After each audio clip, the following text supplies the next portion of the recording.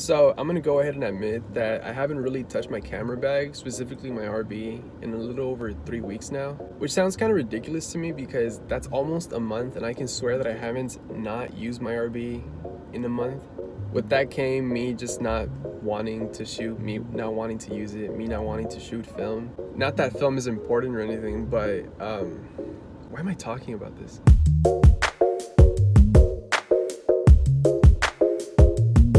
That doesn't matter. With that out of the way, I'm gonna be using catLABS X-Film 80 on medium format, specifically my RB. Much like my Cinestill 50D video, I'm gonna be talking about low ISO film qualities because this one's rated at 80 ISO. And clearly I'm not gonna record this entire video in my car, so yeah, I'll see you in my room, I guess. First of all, hello everyone. I'm back with another video, or at least with me in front of this camera and me sitting in this chair. Besides that, yeah, I'm shooting catLABS 80 speed film. If you want more information on low ISO films, I would definitely recommend you to go watch the video I posted 2 weeks ago covering Cinestill 50D. Back to catLABS film though, yeah, it's 80 speed, it's also black and white, so I was pretty excited to see how this stuff would work in midday harsh sunlight. For all educational purposes that I'm definitely not credible enough for, I shot this at box speed, so 80 ISO. Okay, so not that this matters, or you're probably wondering why I'm smelling this roll. There's just like this scent.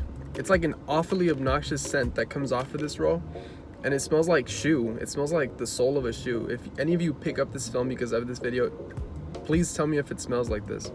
It smells like the sole of a shoe. Okay, whatever.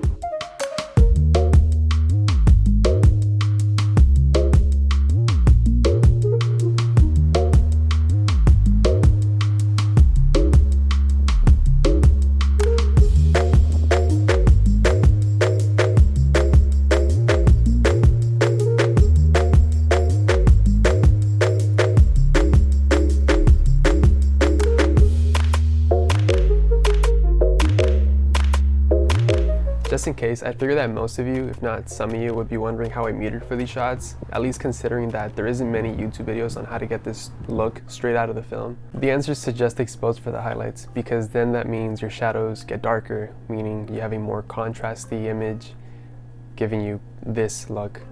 With that being said, you could also play with the contrast slider or the black and white sliders on Lightroom in case you do mess up the exposure.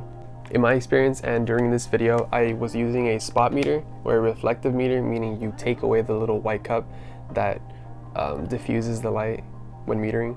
For the next couple of shots, I do use the incident meter, or I do use the white diffusion cup, which I'll explain why in a bit. First of all, ignore the baby seat. I was most definitely terrified and I did not get any closer than I needed to. But yeah, I bracketed the shot for the sake of showing you the difference between exposing for the highlights and exposing for the shadows. So these two shots are the ones where I used the incident meter or the white diffusion cup. So yeah, I had to walk into the shadow of the building because if I were to use a spot meter, it would have been a hit or miss considering how bright it is. And yeah, I got these. I'm pretty sure you already know how to meter, but these shots just serve as a test towards the latitude of this film, which I think is pretty good. In my opinion, I mean, it is black and white.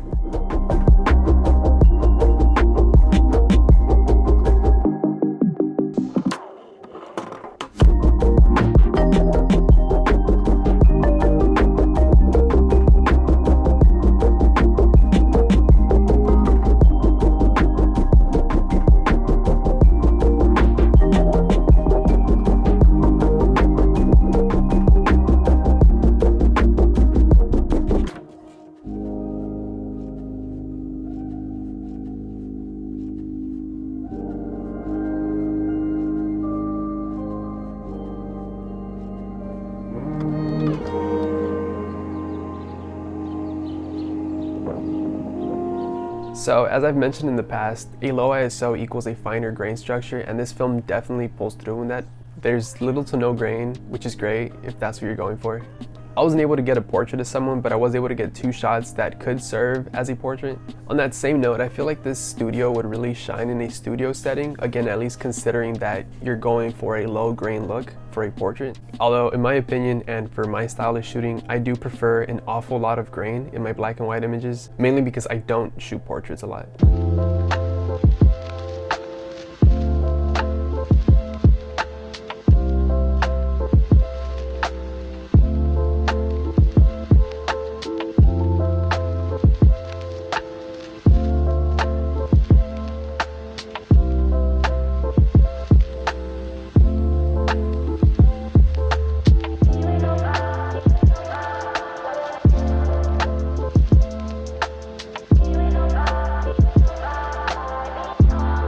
For the record, I'm not labeling this video as a review because I'm not entirely sure if I messed up the developing part. The negatives look awfully thin in person, but they look fine when I scan them, clearly. So I would like to let you know that you should take this video with a grain of salt because there could be human error to take into account. Another thing, I'm not entirely sure if you noticed, but the video and the photos were taken 24 hours apart, or what I'm trying to say is that I had to go back the following day to shoot the exact same photos again.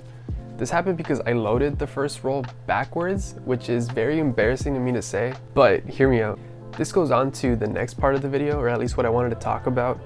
For some reason, the printed paper, not the actual paper, not the negative paper, but the physical paper that covers the negative is printed backwards. So in my case, if you're looking at Portra, I don't know if you can see it, it's printed upside down, like how it should be, you can read it. But with catLABS film, it was like this. So when I loaded it upside up, meaning the roll was backwards. So yeah, that's something to look out for. Maybe I'm just dumb and I don't know how to load my camera yet. Lastly, if you made it this far into the video, I buy my film on B&H, so this could vary from person to person. One roll of catLABS film goes for $5.99, which is the same price as a roll of HP5. Here's some other black and white films for reference. It's completely up to you if this film is worth just as much as HP5.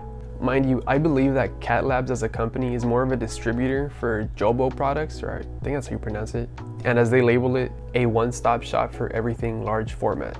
So I take it that their main goal isn't to make black and white film. It's still pretty cool. I'm definitely buying more of their film if it stays this affordable.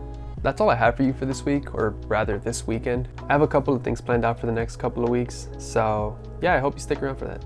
You should definitely consider subscribing if I don't completely annoy you. Follow me on Instagram. I think I've done a decent job in posting on both of my accounts, so yeah, follow me on there if you want to keep up with whatever I may be doing throughout the week. By the time this video is uploaded, I'm still gonna have a question poll type of thing on my Instagram story, so you could stop by and drop by any questions that you may have. I might not make that into a video in the future. Also, really random, but thank you to the 154 subscribers that I have on this channel. I never figured I was gonna make videos this far into the future, let alone with this many subscribers. I say this many as if 154 is a lot, but I don't know, it's just cool to me. But yeah, hope everyone's been well, and yeah, that's it, bye.